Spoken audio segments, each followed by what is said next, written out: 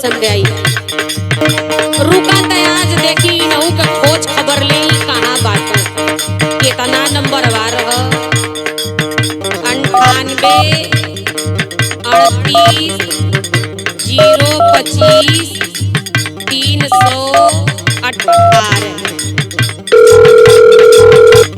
Hello hello hello hello के बोलता? का हो मिरकलुआ के अम्मी का कहत बाड़ू? अच्छा मिरकलुआ का दादा। हाँ बोला। कहाँ बाटा हो नेटवर्क में तोहर छोड़ देता। अरे बानी काम करत हो। सुना इतना दिन हो गए। अच्छा बोला बोला। लगभग तोहर अब तीसरा साल लगे जाता। हाँ ये तो बात सही बा। बोला घरे आवे के बाद बस जल्दी टिकट है। सुना बोला 3 साल बाद सैया घरवा दुआरवा जरूर अइहा। ठीक है ठीक है।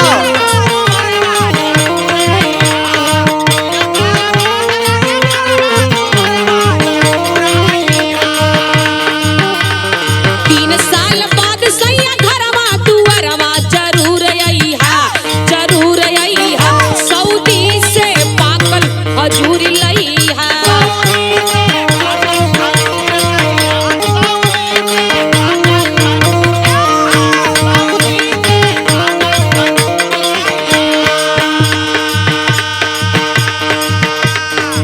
कहो हेलो खजूरे के अच्छा स्वाद। रुका हम हैंड फ्री कैली। चला बोला। सुना हाँ बोला। खजूरे के स्वाद तो हम बुझत जाड़ू। अरे मन काहे नहीं भाई। कहीं से पौले रहलू का सखी सहलर क्यों देले रहलू? अरे हऊ जवन नेपाल वाले नहीं नेपाल वाले नहीं हो। अमीरपाल। अरे हऊ चिघारन के दादा लेके आई रहले। अच्छा अच्छा उहे भेजवले रहली 5 ठो हमर के खाए बदे। चला ठीक बा। तुहार कहल जरूर पूरा हुई। अरे 3 साल बाद गोरी घरवा दुआरवा जरूर आईबे।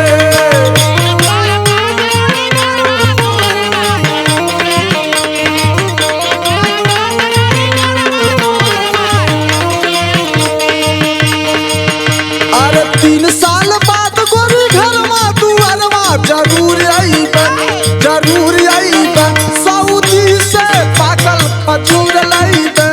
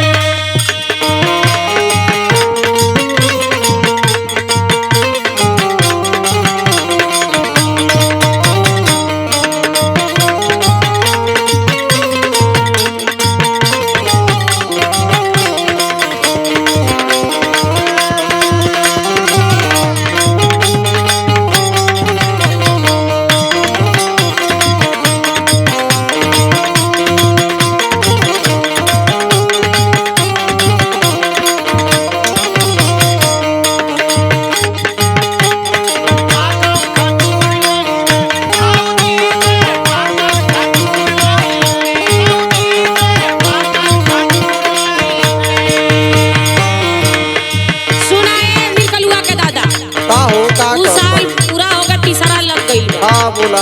तू कहत हो कि 3 साल बाद आवे के बा। नहीं हो तीसरा लग गई बा।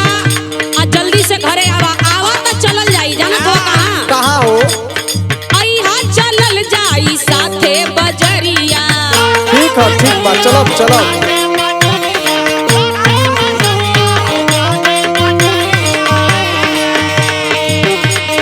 परब सिंगार जनी फेरिहा नजरिया।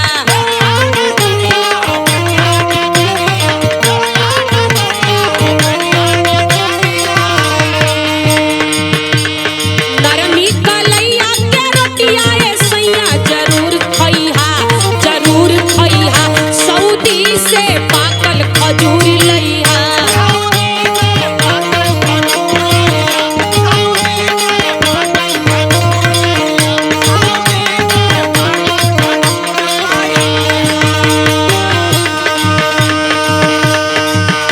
सही कहत बाड़ू हो। तोरे हाथे के बनावल रोटी ढेर दिन हो गई खैले। तो जल्दी से आवा है रोटी बनावल दूसर के खा जाता। आवत तनी चलल जाई मार्केट करे हो। कौनो बात नहीं बा। आई खरीद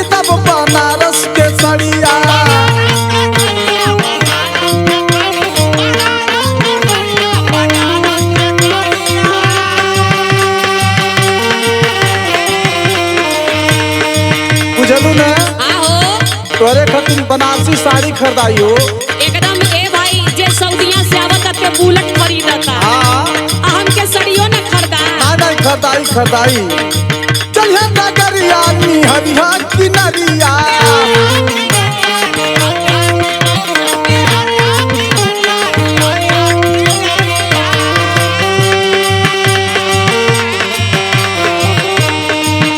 अरे टूटही पलनिया चुवत होई रनिया। हमू बुझतनी कर्जुआम लेके अइली सऊदिया आ घरे पलानी चुवत होई आवत हई बड़ा दशा खराब बा हो जल्दी से आवा। ओकर व्यवस्था करे के ह।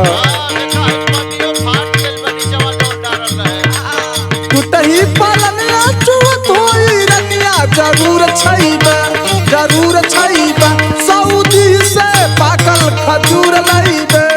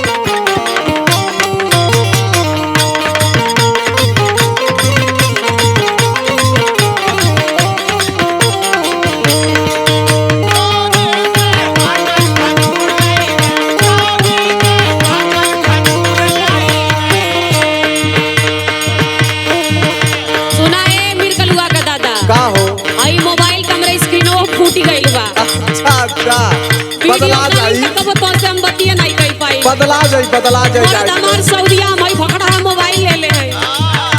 संतोष मार के बाटी जानत हवा काहे सूदी पर पैसा लेके गइल हवा। हाँ सूदी के पैसा नाया बहिन दियाई घबरा न दिया जाई।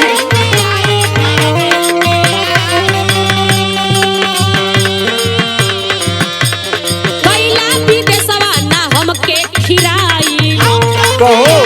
आओ अच्छा ठीक बा।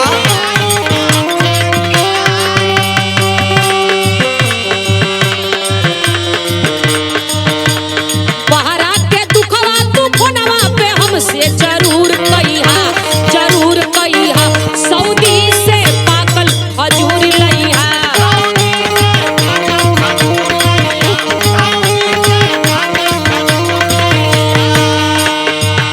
सुना का हो सुदियों के पैसा दिया जाए यदि हमके 2-1 महीना टाइम बा अइले में आई पैसा भेजत। अरे हुआ गजियारा धकधकाता कि जब 2 साल में सूदी पैसा नहीं दियाई तो 2 महीना में का करबा तू। हम पैसा भेजतनी सुदिया के पैसों दे दिया आ लइकन के भी ख्याल रखिया।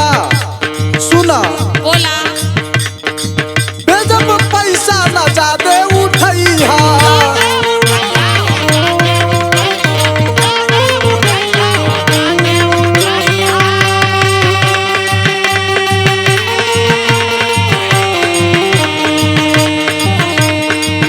निक खाना लइकन के खियैहा।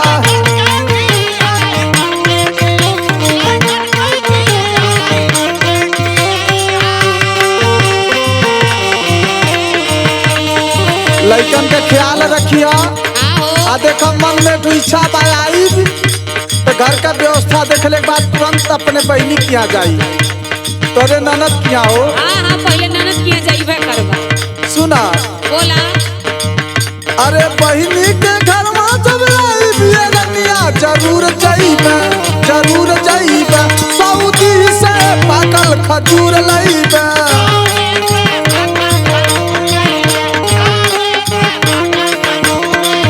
सऊदी से पाकल खजूर लइहा। सऊदी से पाकल खजूर लईबे। सऊदी से पाकल खजूर लइहा। सऊदी से पाकल खजूर लइहा। तुहार फरमाइश जरूर पूरा हो। पूरा करे के पड़ी।